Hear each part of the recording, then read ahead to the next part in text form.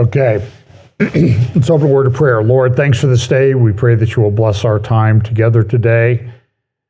In Jesus' name, amen. Well, last week I said that I used the graphic about scaring the canary. This week it's the title of the update is "This Update Will Expire In." And the reason for that is I usually do anywhere from 2 to 8 interviews with other people or talks with other people during the week. And I did one with a great guy in Belfast, Northern Ireland. Talked about coming over there sometime and playing golf on some of their great golf courses in Northern Ireland, 2 of the greatest ones in the world there around Belfast. But I mentioned first hour, we had a lot of technical issues. His sound kept cutting out. I kept cutting out. And my light was not working. I must have hit a button on it. It was like strobing, and I had to shut it off and everything. It was like everything was going wrong. They said, well, yeah, I was having trouble internet connection. I found out I went back to my router and found my dog sleeping on it. So those things. So this week, but the point of that little story was that we talked about Turkey and how important Turkey was in the end times. And then I pick up the news like right after we finish, and Turkey's melting down. There's protests and all these things going on. Now, I personally, I'm not sure that anything's going to happen or come out of that because Erdogan, let me make sure I got my sound thing hooked up here.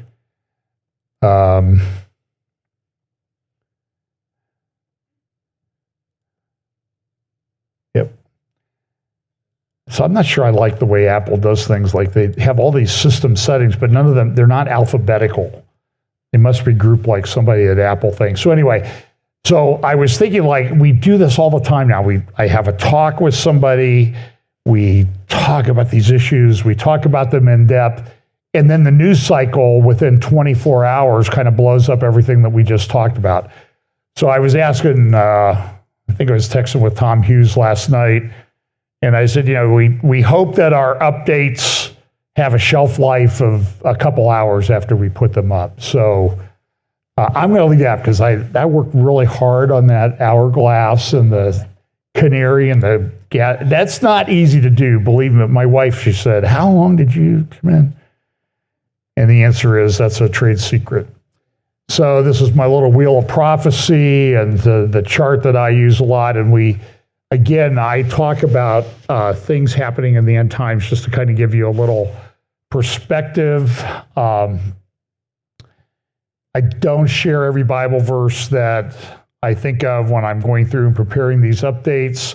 I'm going to presume that you have a little bit of knowledge about some of the major themes of end times Bible prophecy and how they relate. But I talk about acceleration, convergence, logistics, and understanding. That's sort of a grid that I came up with many years ago when I was preparing for a conference up in Canada. And so things are going to happen, accelerate. They're going to keep happening more and more quickly. And does that seem to be the case? They're also going to be a convergence. They're all going to be happening at the same time. And then there'll be a logistics aspect, though. There are certain Bible prophecies that we talk about, and I know they'll happen, but you also have to understand that there's certain things that have to be in place for them to happen. There have to be build up for them to happen. So, for example, when we talk about the fourth horse, some of my friends, they interpret that passage in Revelation to mean that a quarter of the world is executed or killed. And I don't think that's what the passage says. I think the passage talks about the scope of authority of this horseman that rides forth. So that's where I differ. But we also know that this passage I reference all the time, that Daniel's told to seal up the words in the book until the time of the end. Many will run to and fro and increase. And Daniel asks, what's going to happen? And he says, go your way, Daniel, for the words are closed up and sealed until the time of the end. Many shall be purified, made white and refined, but the wicked shall do wickedly, and none of the wicked shall understand, but the wise shall understand. And in Daniel chapter 11, it says the wise will understand and instruct many. So I have probably fewer slides this week than I usually do by a factor of about, I usually have 3 times as many slides. But a lot of these are video clips and some of them are extended because I would rather play you an extended clip so you can see what someone is saying so that you don't have to take my word for it that they're all messed up. So I'm going to start off with an interesting clip. This is a guy named Eric Weinstein.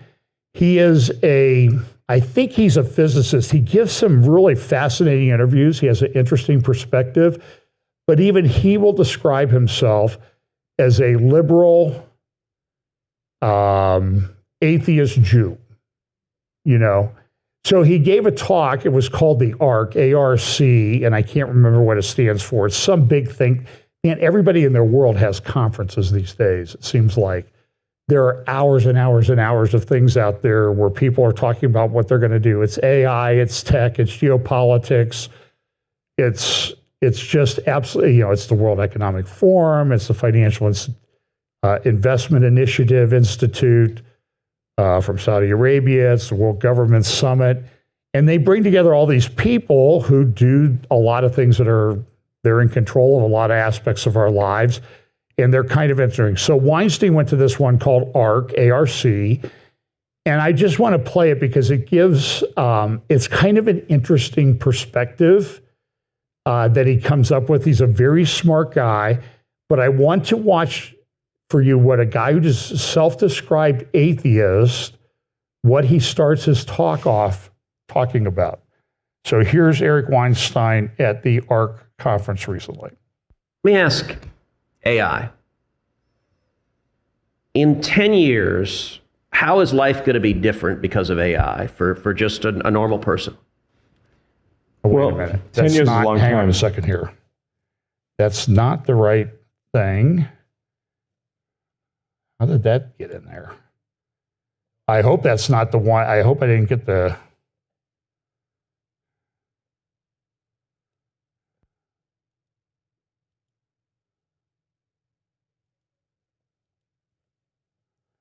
Okay.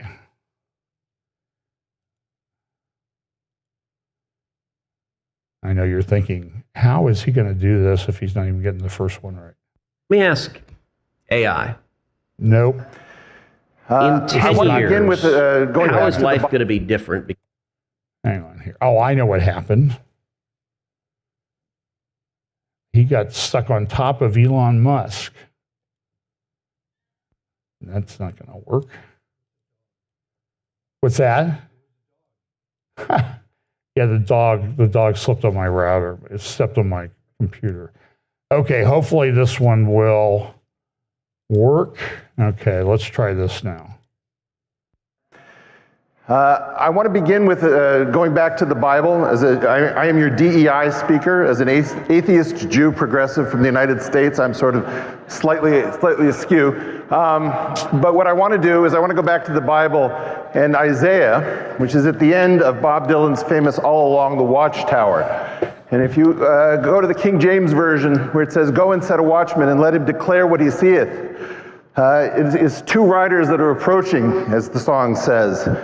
And what did they come with? They come with news of the fall of Babylon. We are in a situation in which the post-World War II order has fallen. And J.D. Vance has announced this. I personally think it's very important that the U.S. treat its friends in Europe very, very well, and it should be done in a fashion that lets people know that the U.S. will be there for the long haul. I am sure that that is in the cards, but we have to realize that we are waking up from a very long period of time, which I've called the Great Nap, we've just been through. You think you have been through the culture wars, which is some sort of cute internet conflict that seems really draining, exhausting. No, this is actually something that has recently been termed hybrid war. It's a 2007 concept from Frank Hoffman, and it says that in the current situation, non-shooting wars have no border and no end. Anything that can come through the internet means that there is no frontier. We are all combatants to the people who practice hybrid warfare. We can all be manipulated from abroad. Tokyo roses everywhere. And as such, You're mistaken. All of those of you who did not raise your hand that you've been through a war, you have no idea where you've been. And this is why the talk has changed. So hopefully I won't go over, but I had to change it a little bit. Cyber attacks, diplomacy, psychological attacks, information warfare. This has been discussed in the national security community, but it has not been discussed widely, which is why when we have coffee and I use these words, I see blank stares. It's important that we learn their terminology. Human terrain system. This is the concept that we can weaponize the social sciences. Cultural anthropologists, economists, psychologists can be used. We are the terrain. It is no longer the mountains of Afghanistan or the Hindu Kush that we have to map, but we have to map the actual aspects of human nature by clicks and how long you stay on a site, what you care about, what's your behavior on Pornhub. We are available as the terrain for these national security people who do not show their faces. They fight over us. And they use our social sciences and our universities to fight us as if we are simply terrain. Amazingly, many of you do not know about the whole of society approach. Whole of society approach is an innovation that came out of the Asia Pacific Security Center named after Daniel Inouye in the Pacific. And it basically says that the institutions of a society must be aligned to fight hybrid wars in the modern era. Now, if you think about that, you will realize that that is a very complicated name for soft fascism. Literally, the fascia is what binds together these institutions. And if you've ever tried to say, well, if I don't go to the New York Times, can I go to the Washington Post? Can I go to the Times of London, the BBC, NPR? All of these people appear to be in lockstep. This is coordinated through the whole of society approach. And because they have chosen the name for it, we will call them hoes. Now, let's talk about these hoes. Are they truly the whole of society? That's what they would have us believe. But somehow, many of us didn't get the message, many of us didn't get the call, and none of you got the terminology. So what are we if we are not part of society? I would put to you that we are the benighted rest of society. ARC represents the bros, benighted rest of society, fighting Klaus and Davos and the World Economic Forum, who at least know that there's a war when we do not. That gives them a certain advantage, or at least it did, and I'm hoping that this changes with this talk. Well, in any event, you can go find that online. It's only about an 18-minute talk, and he talked about the fact that I was sort of looking at the news, and I got up this morning and I changed my entire presentation. And it's interesting that a guy who just described himself as a progressive atheist Jew opens with Isaiah talking about the fall of two people coming on horses talking about the fall of Babylon. And I clipped that a little bit short. He talks about the fact that, America has changed. America used to be sort of the leading aspect of the world empire, and now it's not. And it's interesting, he used the imagery of two guys, Elon Musk and J.D. Vance, riding on horses, two horsemen, when he's talking about the two horsemen from Isaiah, and we talk about the four horsemen of the apocalypse. So I bring that up just because I find it interesting that people everywhere I look and I read these whole of society publications, but a lot of them are talking about things in terms of apocalyptic, end times, end of the universe, end of the world type language. It's not the Bible prophecy, guys. So if I could retitle what I'm talking about today is, it's getting very biblical. It's getting very biblical even for those who reject the Bible. And what do they do when they see what's happening? Even though they describe themselves as an atheist, they will look at a place like the Bible, the King James Bible, to sort of get a handle on what it is. Maybe this has some wisdom as to what's going on. Now, we here think that it has a lot of wisdom about what's going on. So this is an interesting article. This is out of the Times of London, one of the whole of society things that he mentioned. I think it's actually a pretty good paper. But look at what it says here at the beginning. It says doctors will be banned from giving transgender children a new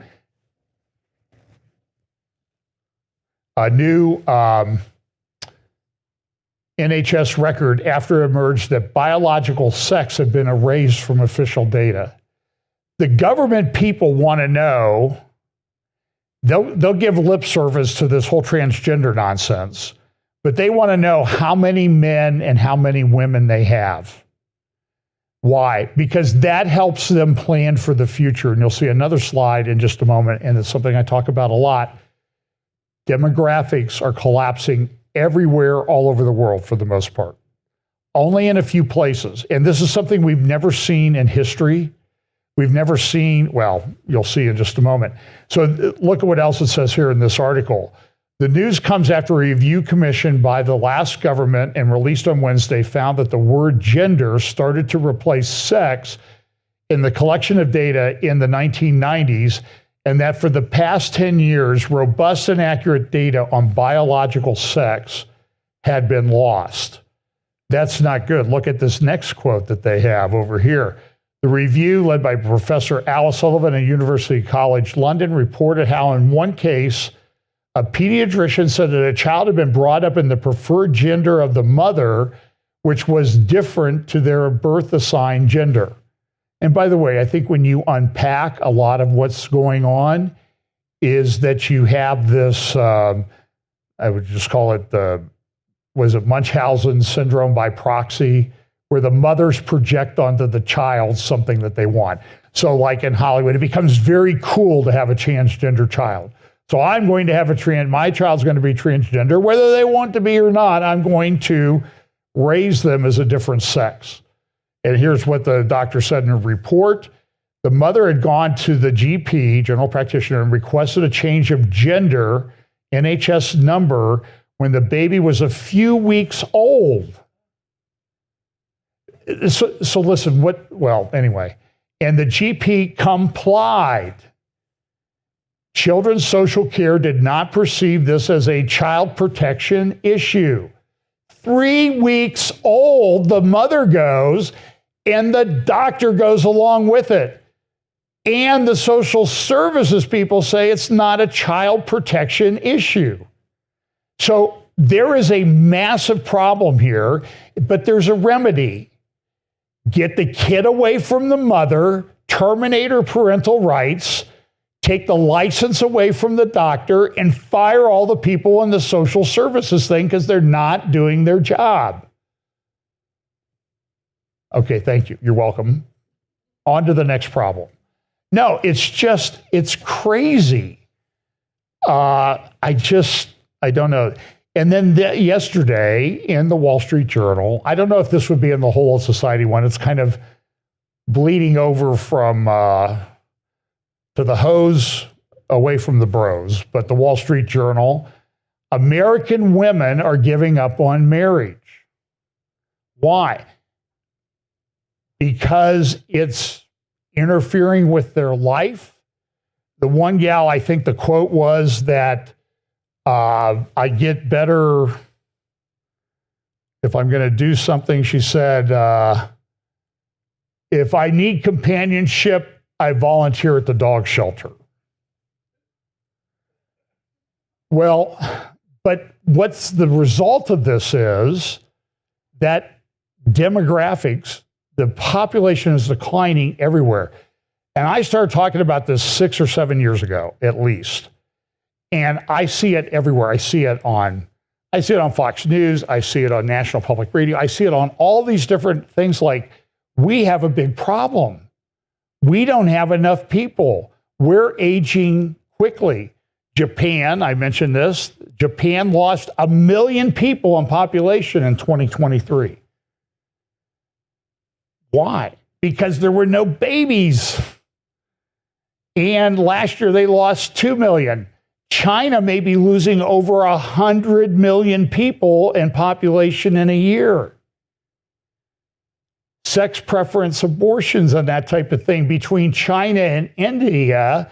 Between those two countries, they're rapidly approaching a point at which in India and China combined, there will be 200 million males of marriageable age that have no prospect for a wife. No wife, no kids. The cycle continues. And I will say, this is very apocalyptic. I think this plays into the way a lot of countries act, and because they know to preserve legacy, they got to do something now. But populations are aging. I mean, now, so like yesterday, George Foreman passed away at 76. Everybody goes, he was so young.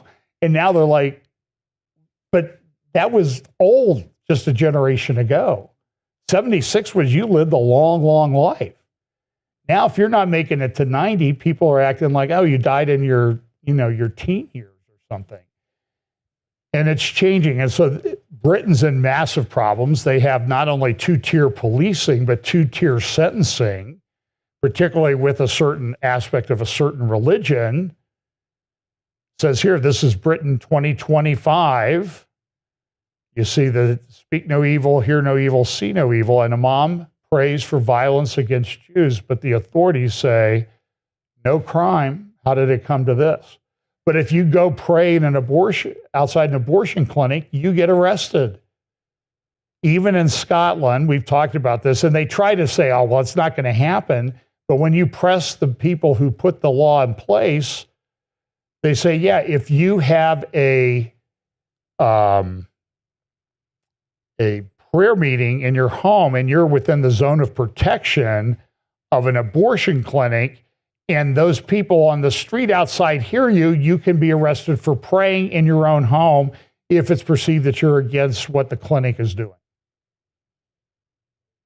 That's Scotland. And sometimes I wonder, I see this at Heathrow the other day. If you've ever been to Heathrow, it's this humongous airport. You get in the airport, and you check your baggage, you go through security, and then it's like a mile walk to get to the first gate or something. So the whole thing shut down because they had a big power substation that caught on fire.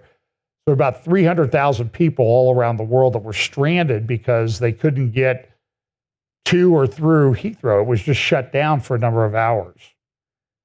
And sometimes you wonder if these things happen because of all the God sort of sending a warning. Hey, if you guys can't get your gender things straight, I'm going to shut down important parts of your economy.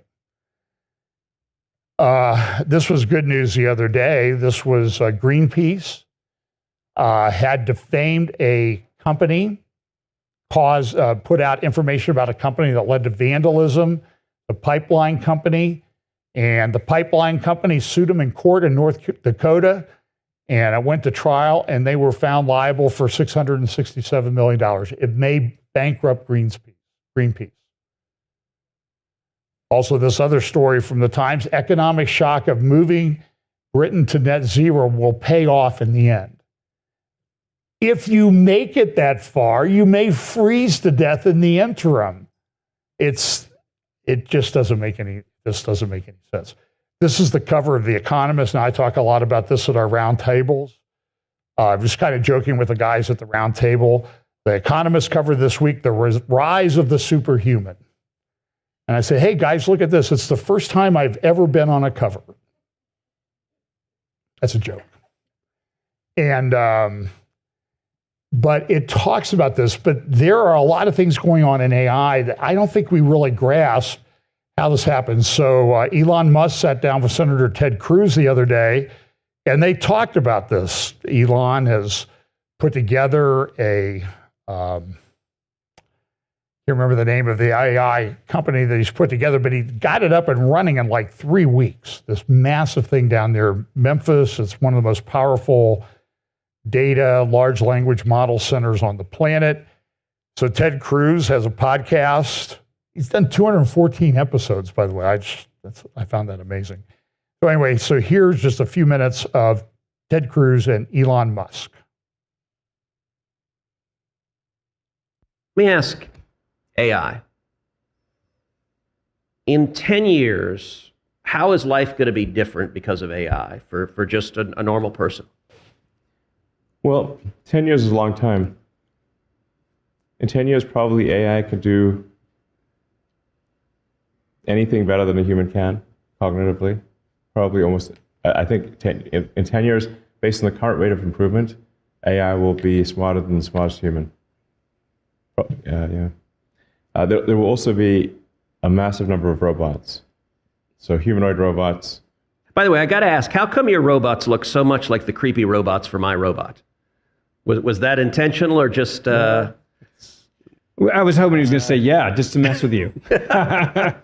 It's not meant to look like any prior robot.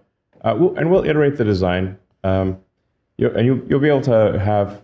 A lot of the robot parts are cosmetic. You'll be able to switch out the kind of snap-on cosmetic parts of the robot, make it look like something else if you'd like. Mm-hmm. So there will be ultimately billions of humanoid robots. All cars will be self-driving. In 10 years? In 10 years, probably 90% of miles driven will be autonomous. Huh. Wow. That fast? Yeah. In 5 years, probably 50% of all miles driven will be autonomous. Now, if AI will be smarter than any person, how many jobs go away because of that? And what do people do if you've got millions of people that are losing their jobs? Like that, a lot of people are understandably freaked out about that. Well,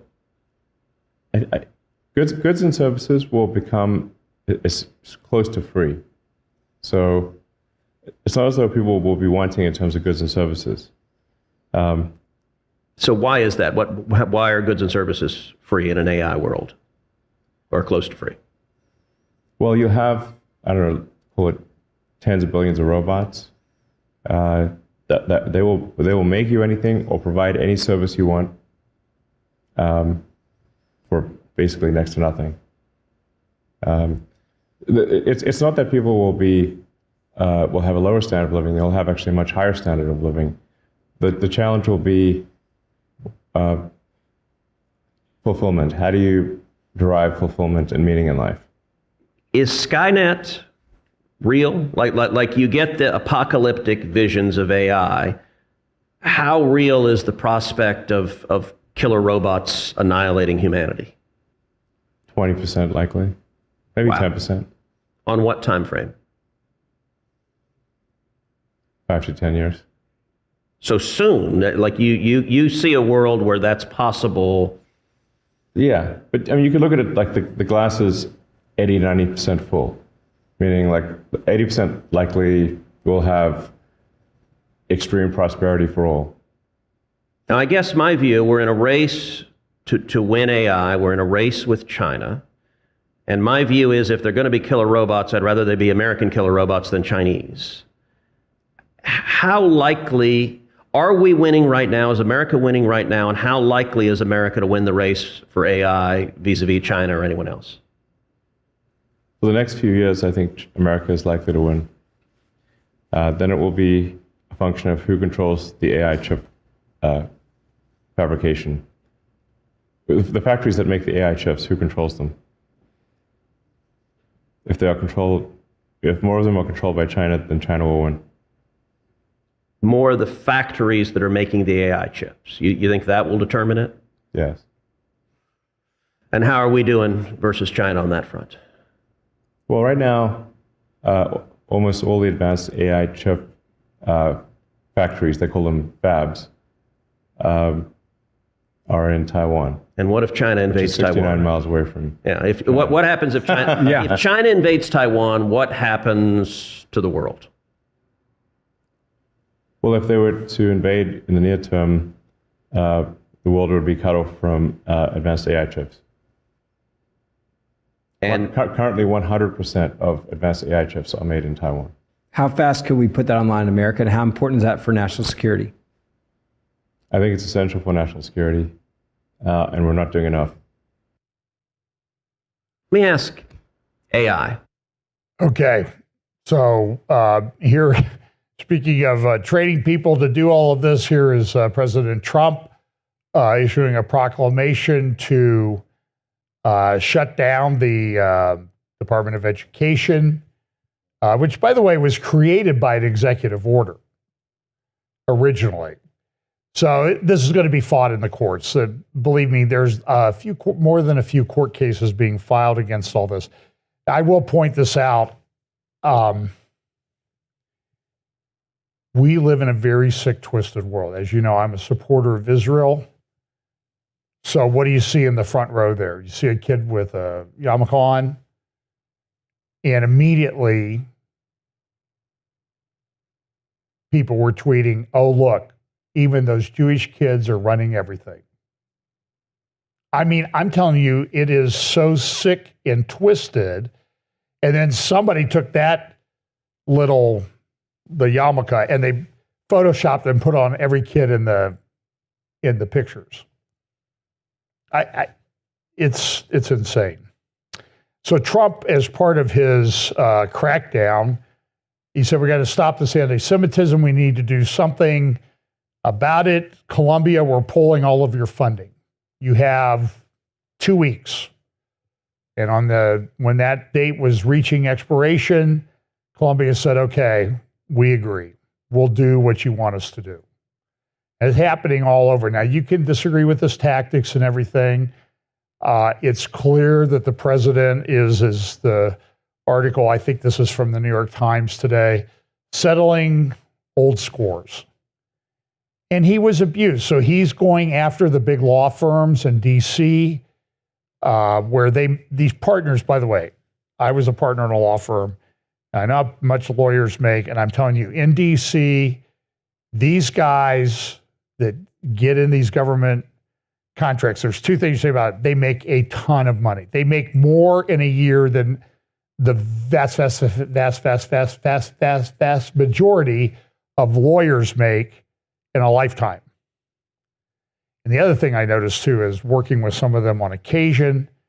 I was talking to one guy and he said, well, you know, I used to run the law department at this federal agency. And so his wife came by, I think his wife called. He says, yeah, she's a partner at a big DC law firm, but she used to run the law department at this federal agency. And my ex-wife, she runs the law department at this agency. And my wife's ex-husband runs the law department at this federal agency. And it's like, and they're all having kids, and I'm like, they're more interbred than European royalty. I mean, that's why they're losing their minds there in DC, I think, but because of the intermarriage. But so listen, Perkins Coie out of Seattle, been in their office out there, beautiful office. It's like on the 80th floor. Great view on a clear day. But they did a lot.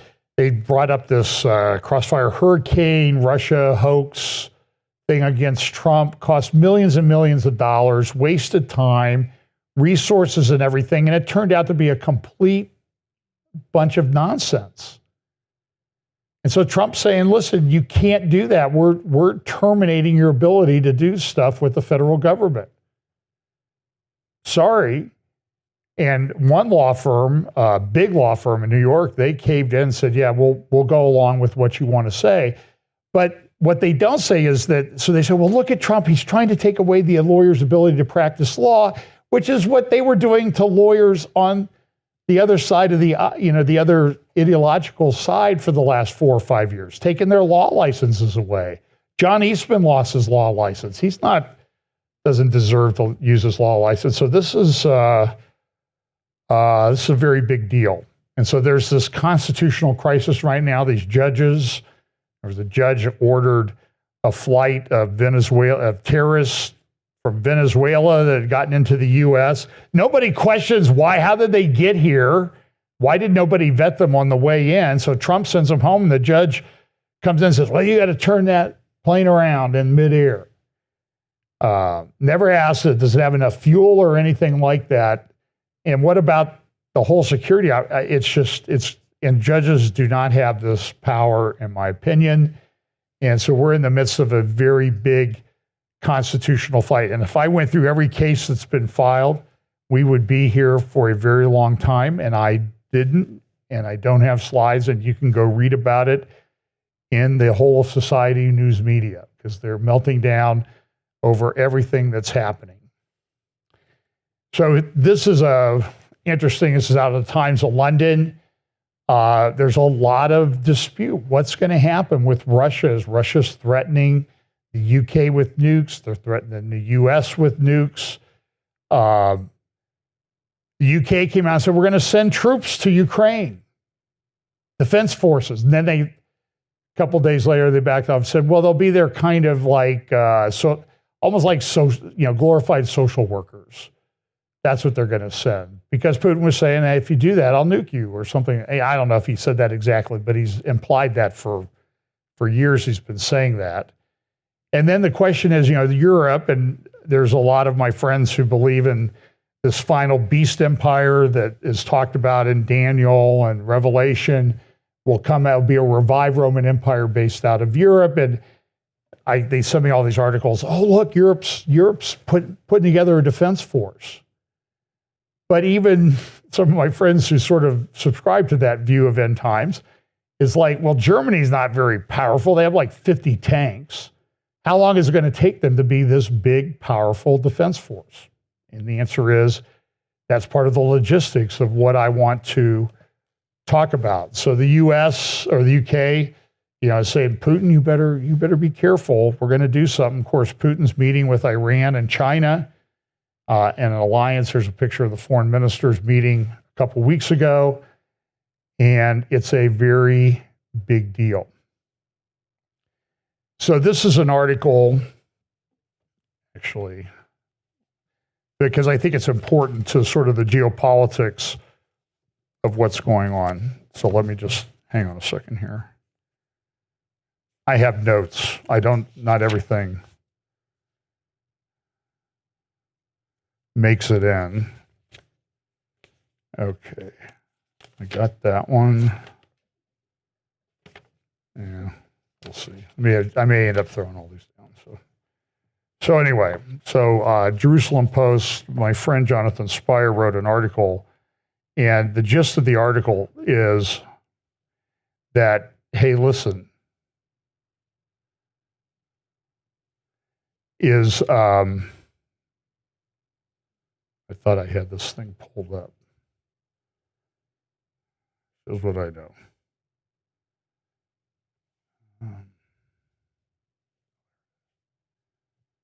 Let's see.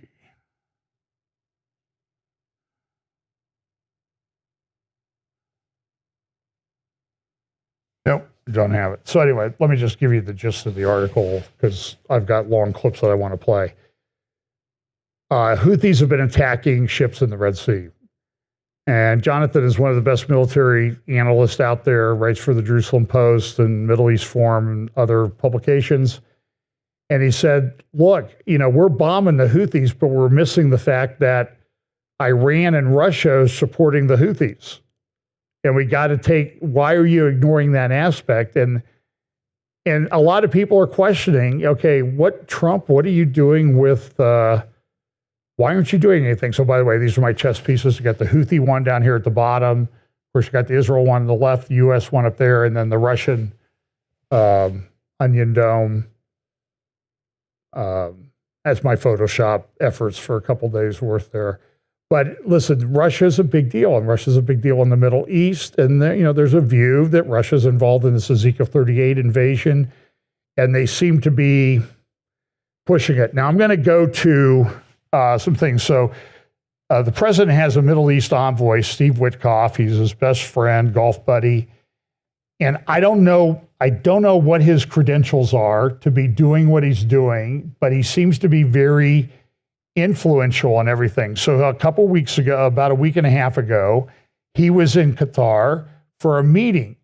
And here's the message that came out. Qatar hosted a high-profile meeting in Doha on March 12th, bringing together Arab states and U.S. Special Envoy to the Middle East. And Qatar issued this press release.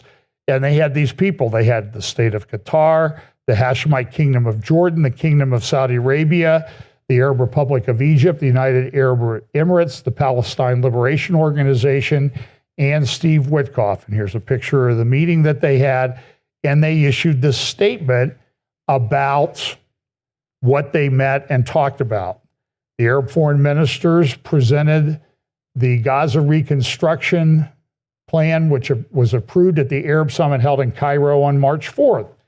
They also agreed with the U.S. envoy to continue consultations and coordination of the plan as a basis for the reconstruction efforts in the sector. The Arab ministers emphasized the importance of establishing a ceasefire in Gaza and the occupied Palestinian territories, stressing the need for genuine efforts to achieve a just and comprehensive peace based on the two-state solution, there's that term again, and fulfillment of the Palestinian people's aspirations for freedom and independence. Now, I'm going to talk a little bit about this. So this will give you an idea of Qatar, though. After Hania was killed, the head of one of the heads of Hamas, killed in an airstrike, this is what Qatar did on one of their buildings. They projected a big image of him. So this week, I want you to listen to this, as painful as it is. Tucker Carlson sat down with Steve Witkoff for an interview. So Witkoff's been running around, implementing things, doing things on behalf of Trump and the U.S. administration. I want you to listen to what he says and see if you think this guy should be doing what he's doing. Now, this may have a big end times aspect to it, but I want you to see, well, I'll let you make your own mind up. I'm going to tell you what you should think in a minute anyway. But so here's Tucker interviewing Steve Witkoff. This is a fairly long clip. I want you to listen to what he says about Hamas in the middle of this or near the end. It almost feels forbidden for you to say what you just said. So what does Israel want? Obviously the key question, but there are other players. Mm-hmm. And what do they want? Mm-hmm. And I don't know that I've heard anybody say that out loud ever, any American say that out loud. And I think you've been criticized for saying that out loud. Well, I think it's important to recognize that everybody may want something. I think in the case of the Qataris, they're criticized for not being well motivated. It's preposterous. They are well motivated. They're good, decent people. What they want is a mediation that's effective, that gets to a peace goal. And why? Because they're a small nation and they want to be acknowledged as a peacemaker. And I think the president realizes that, and I realize that today. But we have to know that. If they had a different agenda, it would be important for us to know that different agenda. I think if they had a different agenda, it would be fine, as long as we weren't operating blind. And operating blind is really the problem in a negotiation like this. You have to know where everybody stands. Just laughing because what you're saying is so obviously true. It's a prerequisite to getting a deal. And yet it is so different from the posture that the last couple of generations of diplomats have taken, which is like, here's what we want, shut up and do it. And I just don't think, leaving aside like moral considerations, I don't think it's been very effective. Well, here's an example, Gaza. Mm-hmm. And what the president set forth is what he wanted to do with Gaza. I came back from my first trip. This is before he was inaugurated, where we had permission from the Biden administration to collaborate with them. Yes. And the president said, when do you think Gaza can be reconstructed? 15 years was my answer, maybe 20. And he said, why? I said, and I gave him the battlefield conditions. I was in Gaza, actually, that it's been decimated. It's been destroyed. There are tunnels underneath. So think Swiss cheese underneath. And then they got hit with bunker buster bombs. So there's no rock there anymore. Right. There's no place to put footings if you're going to build buildings. And yet the whole world thought that this was a 5-year reconstruction plan. And why? Because the Biden May 27th protocol, which is the operating agreement pursuant to which the negotiation between Hamas and the U.S. government and Israel happened, talks about a 5-year plan. But that's a false set of facts. Level setting the facts, you have to acknowledge that it's a 15 to 20-year plan. When we first started talking 15 to 20 years, everyone said that we didn't know what we were talking about, until the Journal wrote an article and said 15 to 20 years. Yes.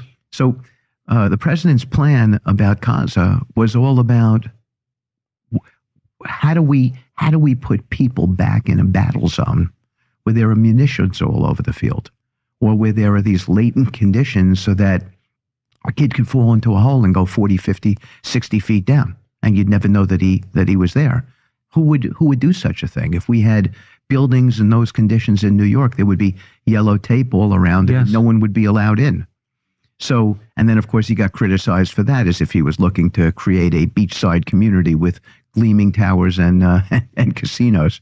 It was preposterous. He was being realistic about what Gaza how you needed to consider Gaza. So I think it's really important that when you're making these decisions that you level set the facts. And that was my instructions from President Trump. Go out there, level set the facts, figure out what it is, and then we'll make decisions about where we want to see Gaza going to.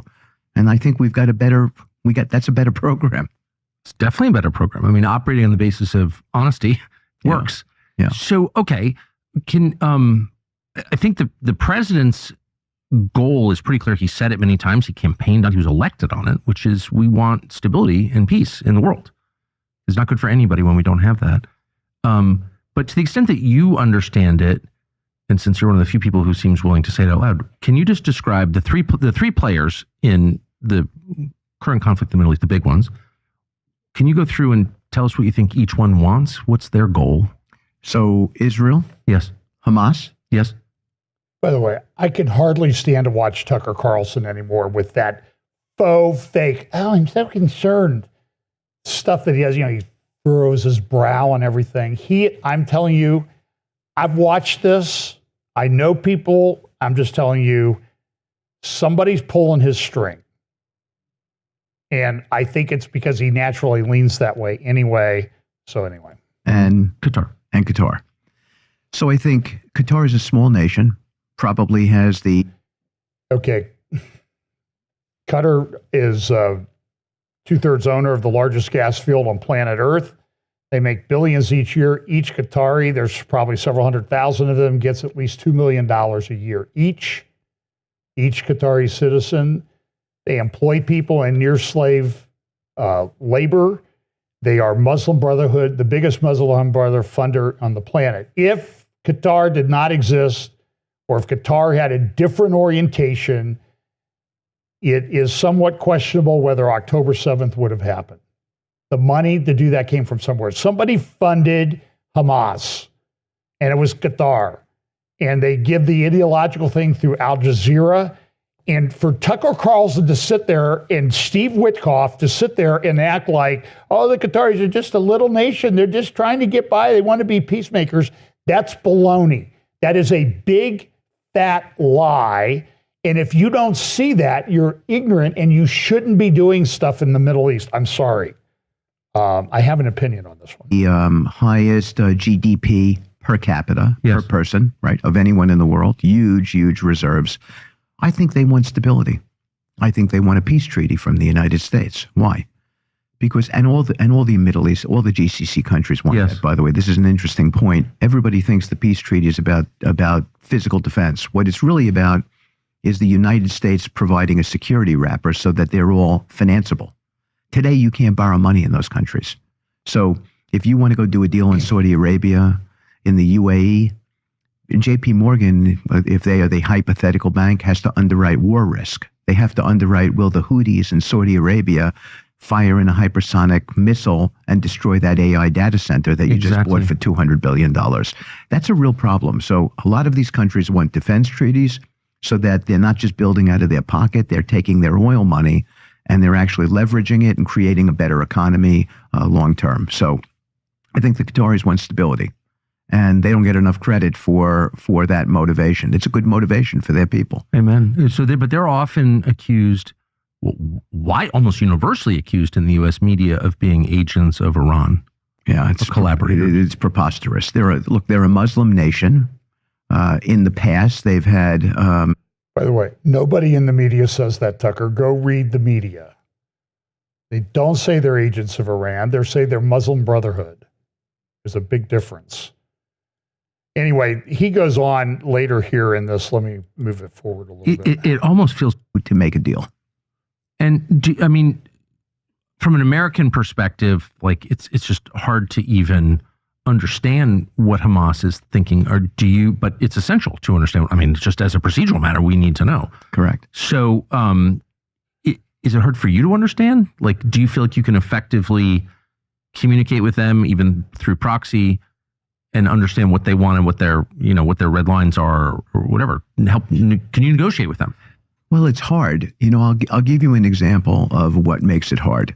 I went to Gaza, and then I had this fabulous lunch with CENTCOM people, military guys. Yeah. I shook hands of everybody I met, because who doesn't want to shake the hand of these guys who are out in the field? They protect our country. I'm talking about our military guys. And then they showed me, this is Southern Command of Israel, then showed me a film of what happened on October 7th. Yeah. And the film is horrific. Yes. It is about mass rapes. Yeah. There's pictures of Hamas people cutting the head off of an Israeli soldier. I watched them saw the head off. I mean, it's really terrible stuff, and it's beyond what I've ever seen. And it can taint you, right? It can taint the way you're going to, feel about these people. And I think sometimes as a negotiator, you have to be dispassionate. Yes. It's not easy to make decisions if you're going to. But I had to see that film, Tucker. I mean, that film is a reality. I mean, we can't ignore the reality of what happened on October 7th. Right. Now, they would tell you that they've got justification, but there's no justification for what happened that day. There just isn't. And unfortunately, there were security lapses that day that shouldn't have happened, that accentuated what happened that day, yes, which shouldn't have happened. But do we understand that? I think we understand that there were security lapses, For sure. that there were some mistakes that were made. Yes. But we're humans. We're not robots, I right? agree. We're not completely overwhelmed by AI right now. So people will make mistakes. There were intelligence mistakes, but there's some really good people who were involved here. I met some exceptional people in Israel. I mean, really some exceptional people who. Yes. And it's a difficult situation, but I think you have to know what Hamas wants. Just to go back to your question. Yes. And then you've got to figure out what you can give them that allows them to walk out, because that's what's needed here. You know what we heard in the beginning of this. Okay, I can't take any more of that. Here's the next part. Try to get a peace deal done, and then it's all in the implementation. So what the contract says, what the writing says. Now we have to figure out the battlefield conditions. Nobody had been there. It's kind of crazy. Well, it is crazy, and it's connected to what you've been saying for the last 20 minutes, which is you have to understand all sides if you want to affect the outcome that you've decided you want. And Correct. Yes, but again, that's a revolutionary development in American diplomacy, and I just am thrilled to see it. So finally, the biggest player in all of this, of course, is the government of Israel. What do they want? What is the government of Israel, leaving aside the population of Israel? I have no idea, but what does the government making these decisions want? Well, I think that's complicated. I think they're well motivated. I think there are things that they're trying to get done. As an example, we would not be as effective in what we're doing there if Bibi did not get Nasrallah out of the picture in Lebanon. If he did not decapitate, because he's effectively decapitated Hezbollah.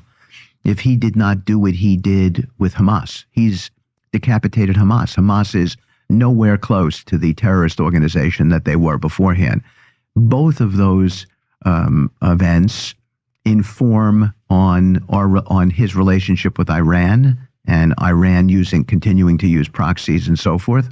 They're less prone to do those sorts of things today, right? And so that sort of Iranian crescent, or that Islamist crescent that everybody thought was going to be effective, it's been largely eliminated. So he's done an exceptional job with that. But of course, the rap he gets is that he's more concerned about the fight than he is about the hostages. I think in some respects, I understand how people make that assessment, but I don't necessarily agree with it. I think that he does want to get hostages home if he can, but he believes that.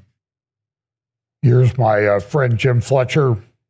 He was on the roundtable I did about a month ago about Israel and anti-Semitism. He said, He doesn't know where to start. Witkoff repeats his claim that bad actors like Qatar are good guys. He praises Jordan's Jackal Abdullah, who I think one Israeli security analyst said we need to start referring to him as the last king of Jordan, the last Hashemite king of Jordan, because he has big problems with the Muslim Brotherhood, which is Qatar. So go look up Jim Fletcher on Facebook. His analysis is usually spot on, and it's correct. So Israel Katz came out, well, Fatah even came out and said Hamas needs to step aside.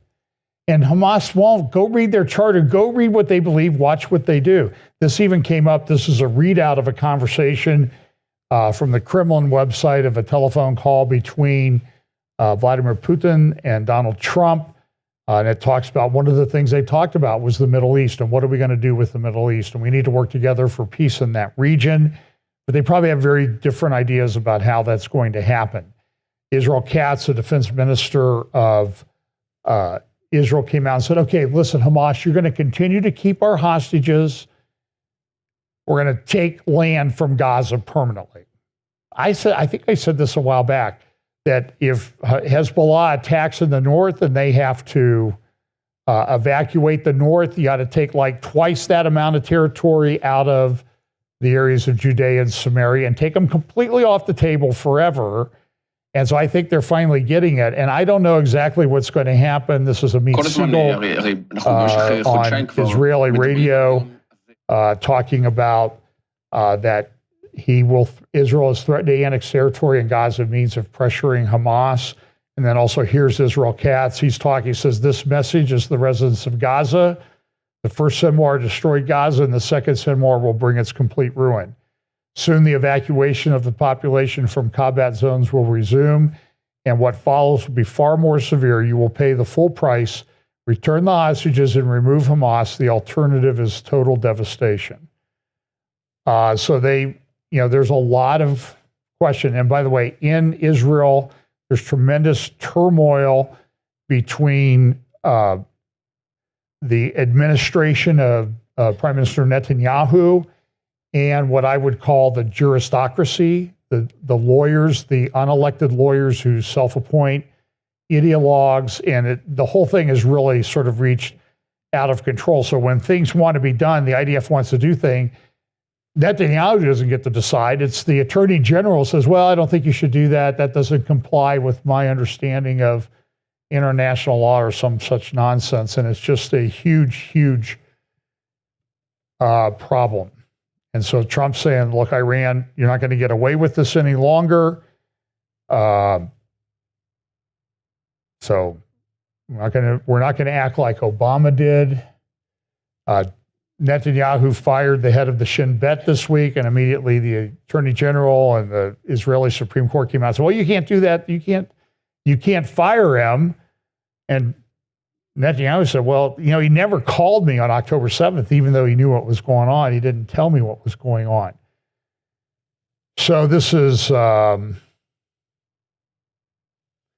again, back to Tucker's interview. Hamas can be active politically in Gaza after it disarms. This cannot be allowed to stand.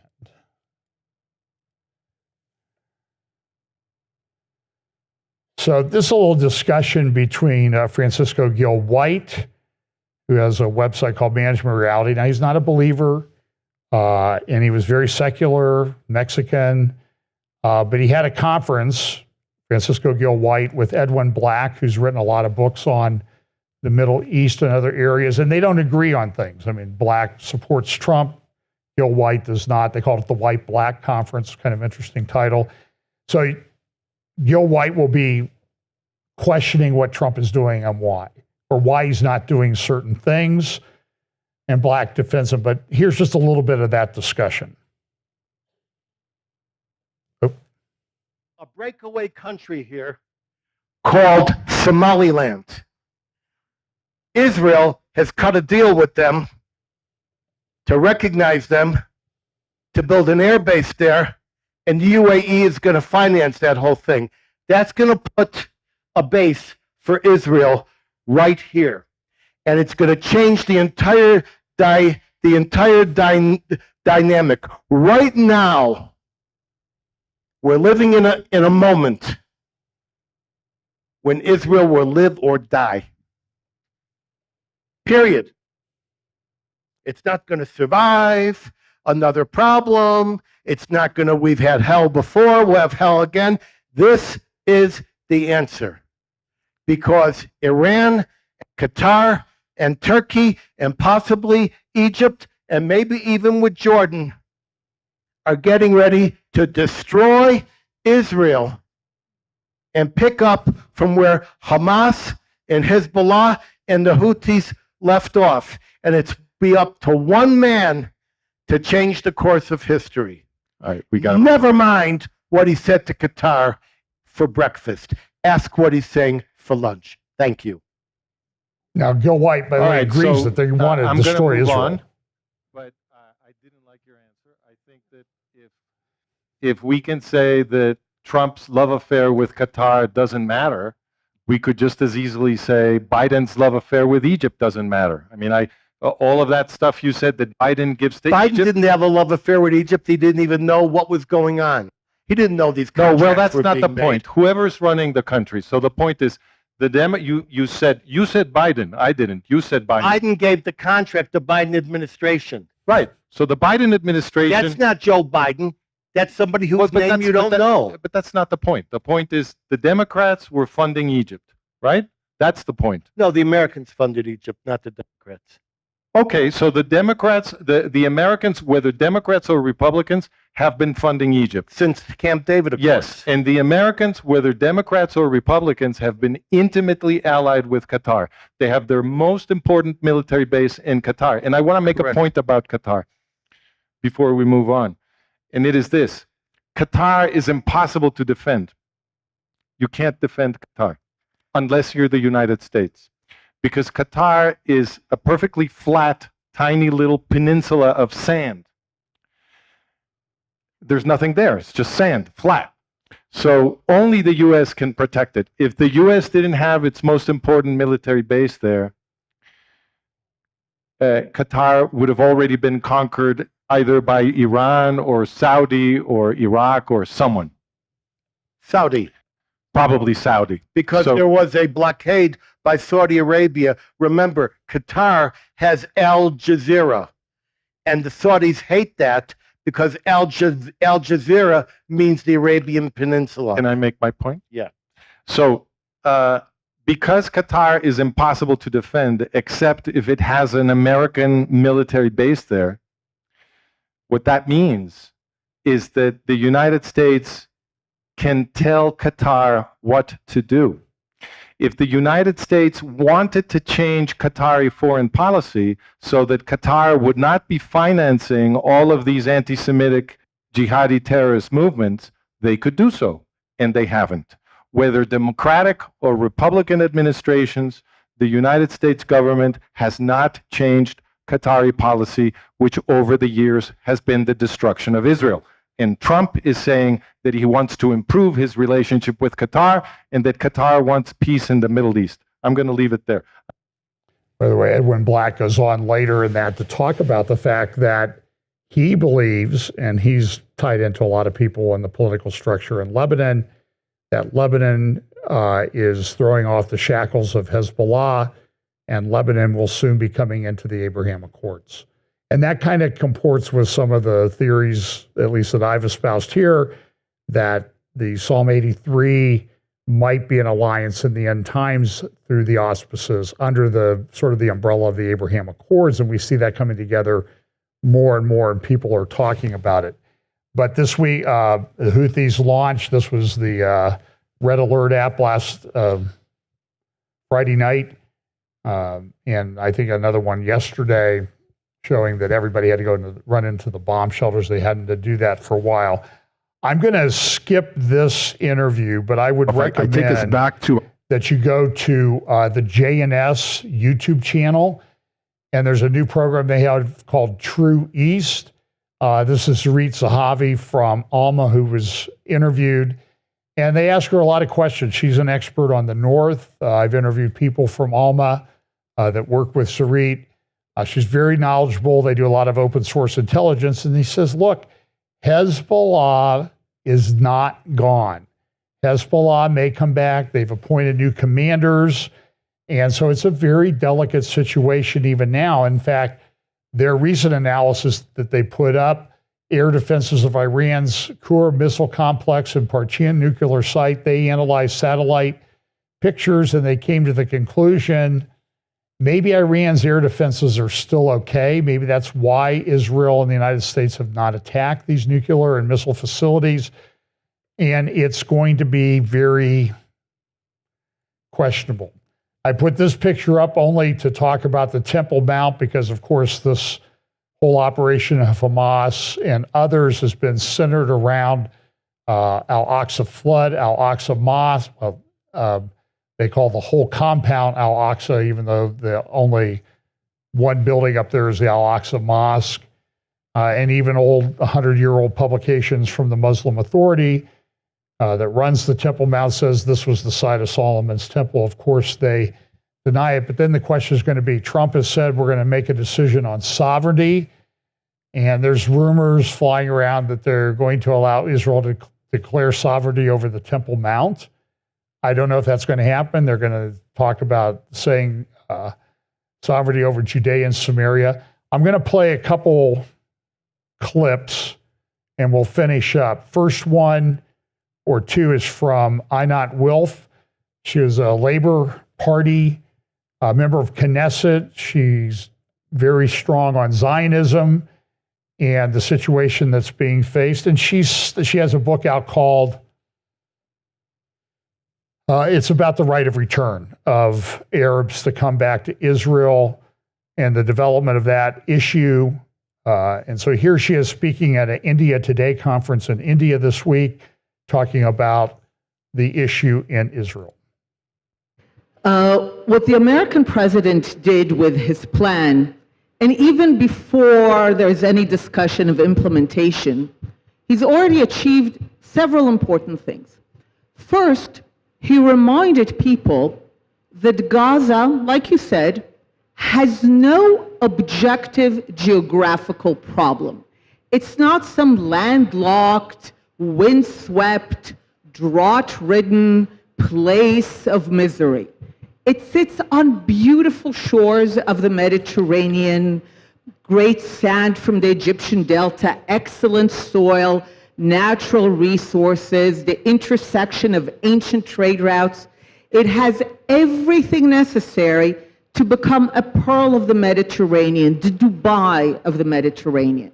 So what he's reminded people is that the problem is not objective. The problem is political. The problem is that the people of Gaza have made an ideological choice, and it's a choice to take their control of the territory of Gaza, and rather than put their considerable skills to making it into the Dubai of the Mediterranean, they have chosen to turn it into an integrated, weaponized landscape where every home, every school, every mosque is connected by tunnels. The amount of cement that went into the underground could have built the skyscrapers of Dubai. They have made the choice to turn Gaza into an integrated, weaponized landscape for the singular purpose which has led them for the last century, not to build for themselves, but to destroy what the Jewish people have built in their ancient homeland. So what the American president did, he said, look, if someone can figure out how to get rid of these politics of destruction, Gaza can be a remarkable place. So that's one thing that he's already achieved. The other thing that he introduced with the plan is the very quaint idea of consequences. And I heard that a bit in your questions before. For about a century, we're stuck in a loop that goes like this. Whenever the Arabs attack Israel, trying initially to prevent the establishment of a sovereign, independent Jewish state, and once it was established, trying to undo it, every time they attack and fail, They refuse to acknowledge defeat, and they demand a redo. No payment in land, no payment in displacement, no payment of reparation. From their perspective, this is what the Arab response to the Trump plan is. We demand to have no consequences. We carried out this invasion, this brutal attack, this massacre, and we expect to go back to the exact same point from which we carried out the attack, paying no consequences. So what the American president did is introduce the very quaint idea that if you attack and invade a country and carry out this massacre, there will be consequences.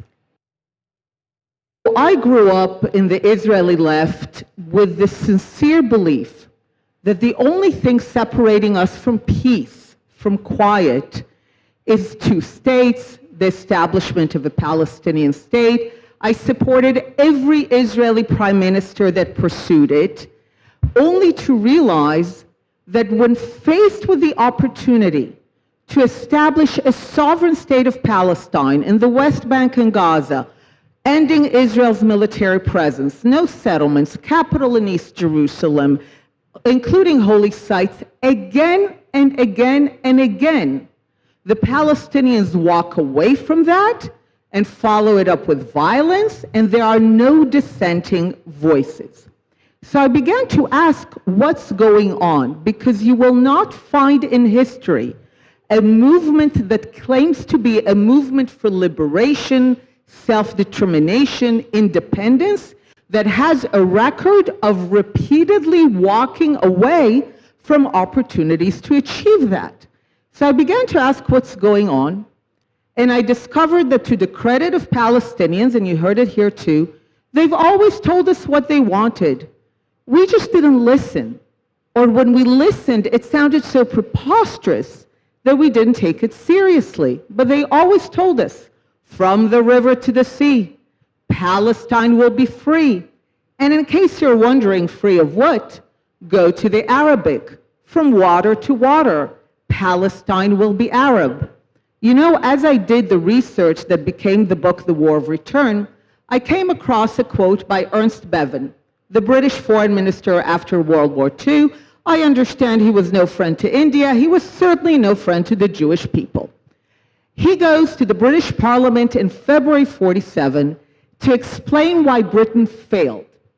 Contrary to what you heard here, Britain received a mandate unanimously from the League of Nations as a trust to help the Jewish people who were recognized as the historic claimants of the land of Israel to achieve sovereignty.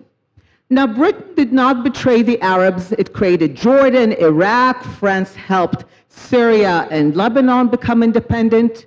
But we arrive in February 47 and there's no Jewish state. So Britain failed, and he needs to explain why. And he says the following: His Majesty's government is faced with an irreconcilable conflict. Now, he calls it irreconcilable. In February of 47, there's no occupation, no settlements, no blockade of Gaza. No one is displaced. In case anyone tells you that the conflict is because Israel, Zionism displaced Arabs, in February 47, everyone is in place.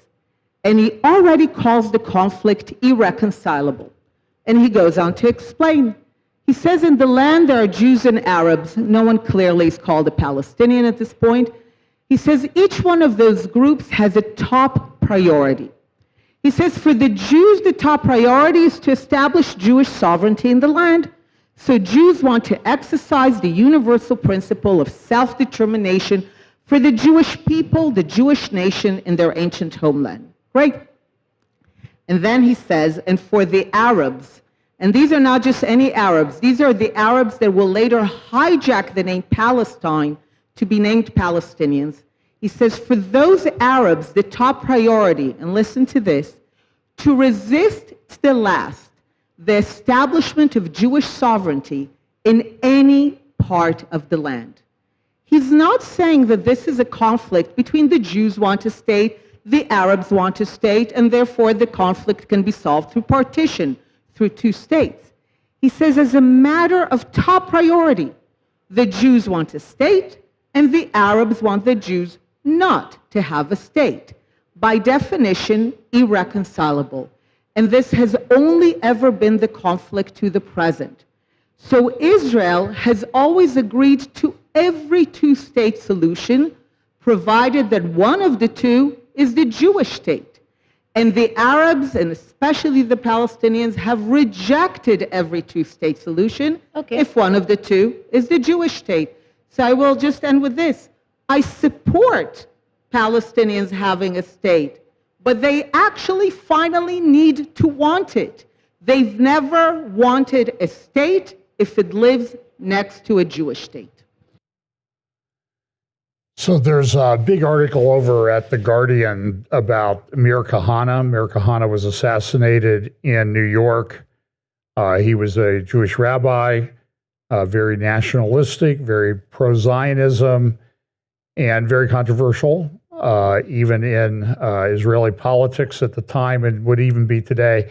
Well, they're talking about the fact that it seems like everybody's talking about what do we do? I mean, and the ideas the Kahana espoused are sort of coming back to the surface again. I mean, this is a very, very long article in The Guardian, and I think I will put a link in the notes below the video description, or in the video description to this. He was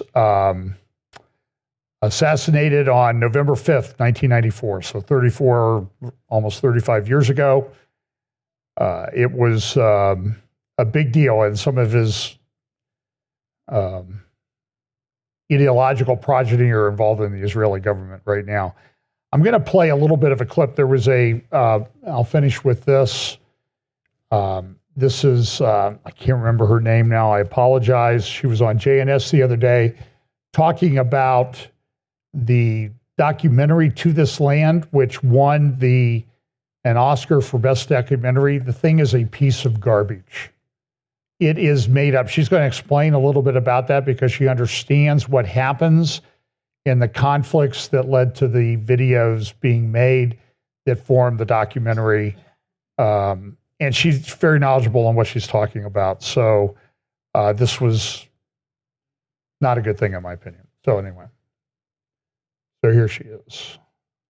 Many, many things weren't in the film. The whole point of the film, and what we've been talking about, even before the film was released, before any of us at Regavim saw it, was that this is the result of years of anti-Israel activism, let's call it that way.